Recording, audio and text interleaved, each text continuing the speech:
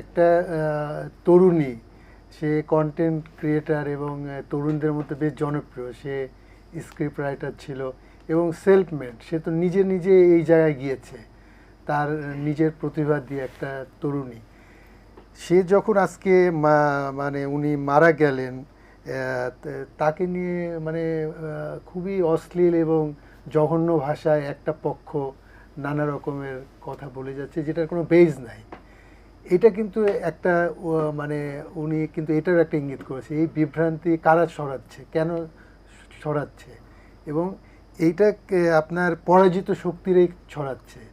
কারণ কারিনা কায়সার আজকে আপনার আমি ধন্যবাদ জানাই এই সুযোগে ইউএস বাংলাকে। তারা তার যে বডি সেটা পুরা মানে বিনা খরচে চেন্নাই থেকে ঢাকায় আজকে নিয়ে আসার ব্যবস্থা করেছে, এবং মানুষের কিন্তু তার প্রতি একটা সিম্পেথি আছে। কিন্তু আর একটা পক্ষ এই যে মনে করেন যে মৃত্যুকে নিয়ে যে উল্লাস, এটা খুবই একটা মানে দুঃখজনক বিষয়।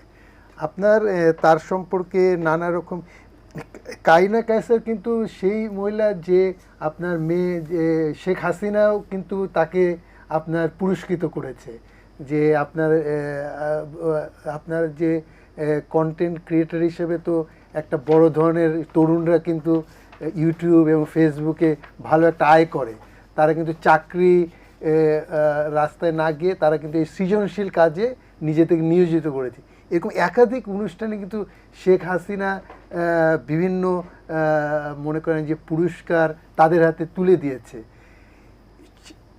সেই এই মেয়েটা যখন 5ই আগস্টে এই পতনের পরে মানে তার স্বস্তি প্রকাশ করলো এবং রাস্তায় নেমে আসলো, এটা আর তাদের ভালো লাগলো। এটা তো সে একা নামেনি, এটা পুরো দেশের মানুষ নেমে এসেছে। সে তো আপনার কোনো পলিটিক্যাল মোটিভেটেড না যে সে বিএনপি বা জামাত বা এনসিপি করে। সে কিন্তু একটা সাধারণ মেয়ে হিসাবে সে সেই আপনার যে বিজয় মিছিলে যোগ দিয়েছিল, এবং সেই ছবি দেখে তারা নানা রকমের মানে এটা তার একটা মানে ইয়ে হয়েছে, শাস্তি পেয়েছে ইয়ে সৃষ্টিকর্তা, এইসব বলে নানা রকমের তার চরিত্র হনন করছে। এইগুলো আমার মনে হয় যে বন্ধ হওয়া উচিত। এবং এই কালচারটা আমরা আগেও দেখেছি, এবং এই কালচার কঠোরভাবে আমার মনে হয় সবারই, যারা আমরা সোশ্যাল মিডিয়ায় কম বেশি আছে, এটা প্রতিবাদ করা উচিত।